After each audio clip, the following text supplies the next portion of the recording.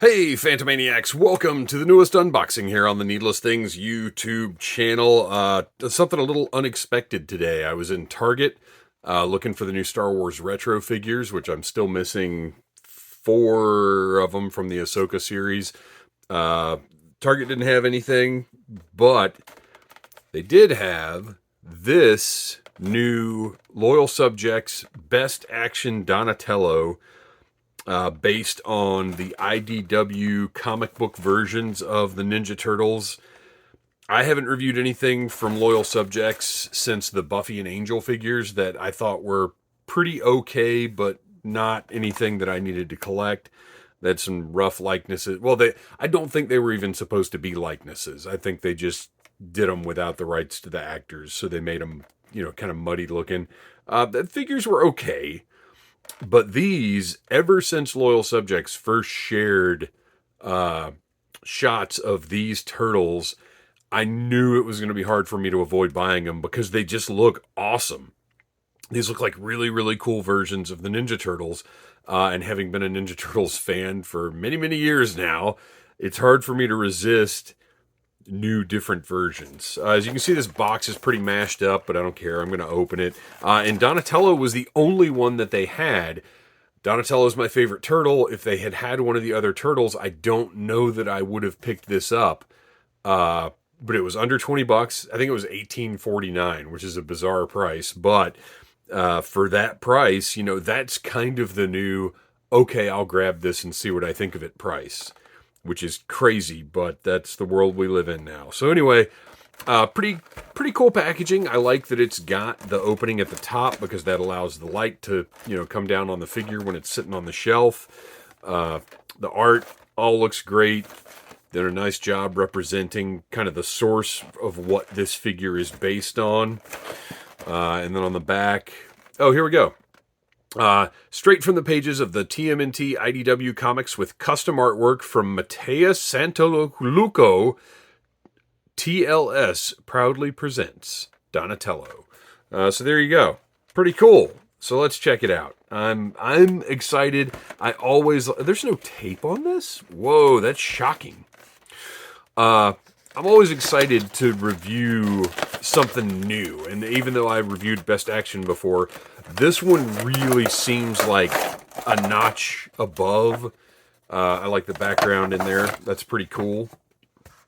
Almost, if it wasn't so mashed up, that could almost be a nice sort of display base for Donatello. I'll just set that over to the side. Maybe I'll use that for my thumbnail, maybe not. I always say that and then I never do it. But I always like reviewing something just new and different. And this is a very different type of Ninja Turtle figure. Collector card is included. These never impress me too much. It's fine, but it's also kind of a waste of money in my opinion.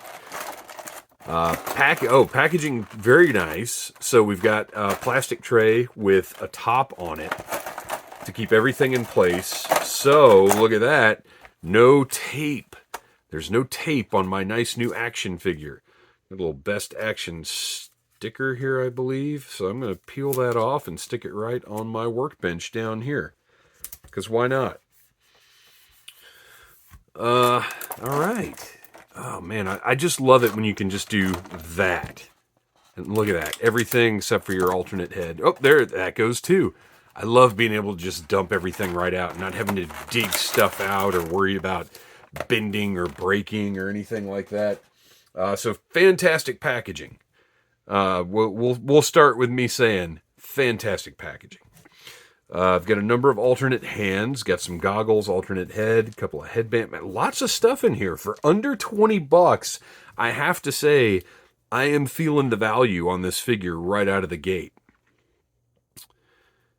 Sculpted detail. Okay, so we'll get the big shot here, and then we'll go to our zoom in. So proportionally, this is a little different from how we're used to the Ninja Turtles looking. The legs and the arms are a little bit long. It's really a more humanoid shape, but this is Donatello, and I do believe this I do believe this version of Donatello is kind of leaner. The Turtles have varied across media quite a bit over time. Sometimes they're kind of all the same shape. Sometimes Donnie's taller, Raph is thicker. I mean, if you've seen the new movie, you know what I'm talking about. So I do appreciate it when they give them differences in their physique. But I also like, all four turtles basically look the same. They're so adaptable. I can enjoy them in pretty much any form. So his shell is, and obviously this is something from the comics, is like bolted on. It's a cool look and it's something different. I guess we'll go ahead and do a little zoom here. It's something different and it sets Donatello apart. I mean, maybe, I don't know if maybe he suffered some horrible injury in the comics and had to craft his own shell. You can see right here, I just noticed we've got a little spot of paint from the elbow pad on the arm. Sure, I don't want it there, but for an under 20 figure, I don't know. It's not going to drive me crazy. It's not great, but whatever. So anyway, cool. It's got like a metallic finish on his cyber shell. You can see all of the detail. Well, let's run through the articulation a little bit here. He's got butterfly joints in the shoulders, which make them a little difficult to articulate. The hinges.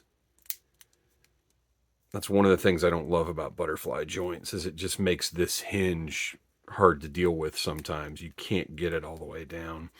Double jointed elbows that work pretty nicely. And you can see you've got pins that don't look great right there in the elbow pad. The wrapping, the sculpt looks incredible. The texture of the fabric and the sculpt of the wrapping itself is just tremendous. I've got double jointed knees as well. Pinless though. Notice the knees are pinless. Huh. And then the ankles. Okay, so they are standard modern articulation ankles. Kind of trying to figure out how deep. See, it looks like, oh, it's one of those double. I don't know if you guys can see. You can see the way that the hinge is done. So it feels like it should have more range forward than it does. And I wish it did, because that's how you get a nice squatting position. To me, it would be much more important for this foot to be able to go forward than to go flat back like that. I mean, that's just my preference, but so double jointed knees work pretty well. You've got thigh swivels, and you've got at the hips, you've got a really well done ball joint. You can see the range right there at the top. I mean, that's almost as good as one of Super 7's, the way they do their hip joints without the thigh cut.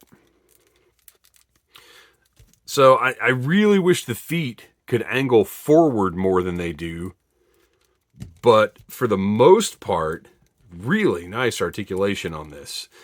Have we got anything? There's not much they could do. Okay, so he does have a waist. I wonder if that'll just pull apart. Doesn't seem like it, no. So there is some turning at the waist. The shell is attached to the torso. And then the head, which we're going to pull off in just a second, so we'll see exactly how that joint works. But anyway, it looks cool. It's a cool looking figure, and again, for under $20, scale-wise, I mean, obviously it's not 6-inch scale. This is 6. I cannot believe I just said 6-inch scale. You guys know how I feel about that. It is not 1/12 scale. These are, I don't know what scale these are supposed to be.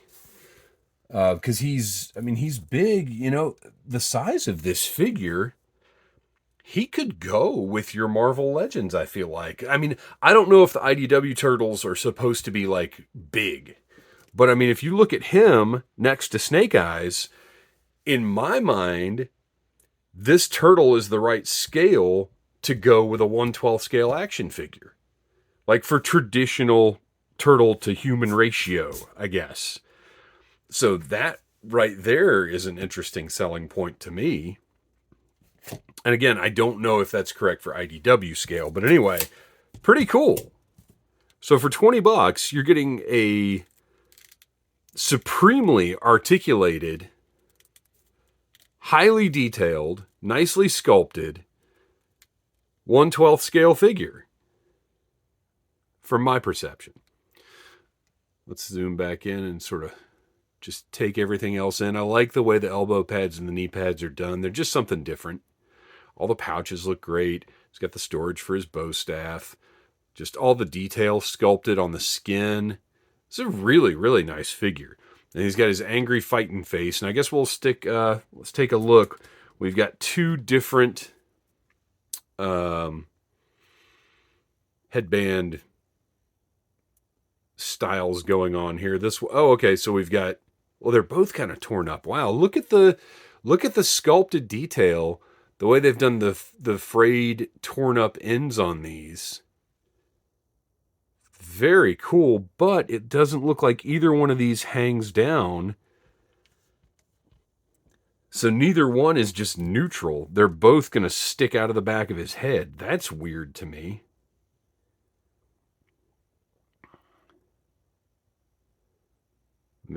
That one doesn't plug in.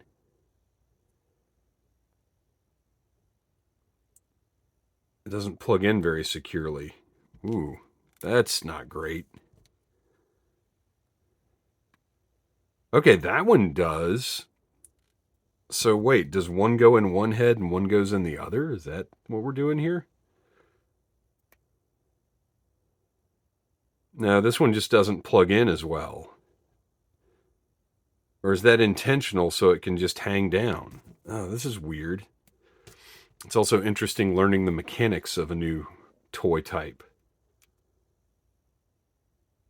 No, that one just doesn't plug in snugly. Although, maybe that's the purpose, is that one has a little smaller ball, so it does sort of just hang. Maybe that's what no, because it doesn't stay in at all. I don't know. I'm not sure what's going on with these. Ooh, and they are, so I thought they were a little bendier than they are. They're not. They're more of a rigid plastic, because look at that stress mark I just made. So be careful with these. Okay, so I will say this. First thing I straight up do not like about this figure is the way they've done these bandanas or masks or whatever you want to call them. I don't like it at all. It's not a particularly flexible plastic, and the fit of the ball into the back of the head, well, that one works. I don't know. I don't like it.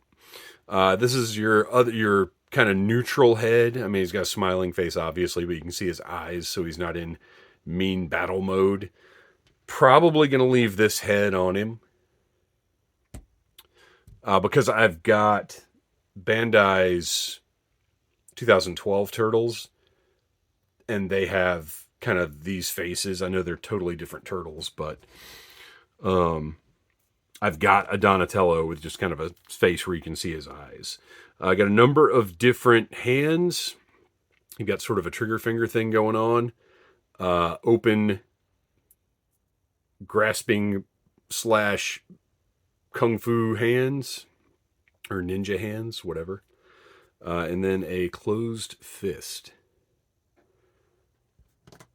And then the defaults are just C-grips. Let's see how easily these switch out. They've got pretty decent sized pegs, so I'm not too worried about breaking them. There we go. Great. Pop right in and out. And the hands do have hinges on the pegs, but I'm noticing they are frozen. Those do not want to move. I'll heat them up. We'll see what we can do. All right. So, actually, let me put this hand on. Well, I don't know. I don't know which hand is supposed to interact with this. So this headband just fell right off. I can't stand. These are terrible. So I'll just go ahead and say that right now. He's got some goggles. Definitely inspired by a lot of different things we've seen in media. They look great. Look at the paint on those. And the detail is fantastic. The way they've done the headband, really nicely done. And they can sit right there. Or you can pop them up on his forehead. So those are great. And they're a little flexible. It's funny, I'm not used to talking about accessories that are too rigid. Let's see. Oh, that's for his other arm. I don't know what this is going to interact with. So you may remember that this obviously probably used in the IDW comics as well. But this is very reminiscent of one of the Utrom blasters. I don't know the specific IDW reference, but it looks great. The metallic silver looks awesome. The paint on the emitters here is really nice. Great looking piece of machinery. Let's do this. Let's pop this hand back on. Because chances are this is how I'm going to pose this one with the most unique accessories I can, because he's so different from any other Donatello I have. So I believe that's going to go on that arm. I'm going to leave those up kind of on his forehead. And then finally, we've got the bow staff. Great sculpt, nice paint. Look at the wood grain. Really nice looking bow staff. And compared to him, it is just above his shoulder. Feels to me like the right height for a bow staff. Somebody in the comments at one point here explained to me how big a bow staff is supposed to be. And that's fine. You know, as far as real world, if you're actually going into combat with a bow staff for some reason. But as far as what I think a toy should look like, this is about the length that I like. So well done on that. So there you go. That's our best action Donatello from Loyal Subjects. Overall, well worth it. Like I said, for a sub $20 figure, I think you're getting a lot of value here. It's very well executed, aside from the terrible headband, bandana, whatever pieces. These are awful. They feel like they're made of the same material as the free rings you get in bags of 100 to hand out at birthday parties. These are really bad. But the material's really bad. The sculpt is great. It's a shame because that's such a cool look for those. But they don't work, and they're not a good plastic. Other than that, this is a great figure. If you're a Ninja Turtles fan, I recommend you grab one of these if you see it, of your favorite turtle, and just check it out. Give it a chance. I am very impressed. Happy to say Loyal Subjects belong on the toy making map. They have done something really cool with this figure, and I will probably be getting the rest of the turtles as I find them. I might even hop on Amazon and see if they're just online, or Big Bad maybe. Big Bad might have them. But whatever the case, good job. Good job, Best Action, or good job, Loyal Subjects. Thanks for watching. Please like, subscribe, share, tell your friends about Needless Things. And until next time, I love being a turtle. Smash that like button if you like Needless Things.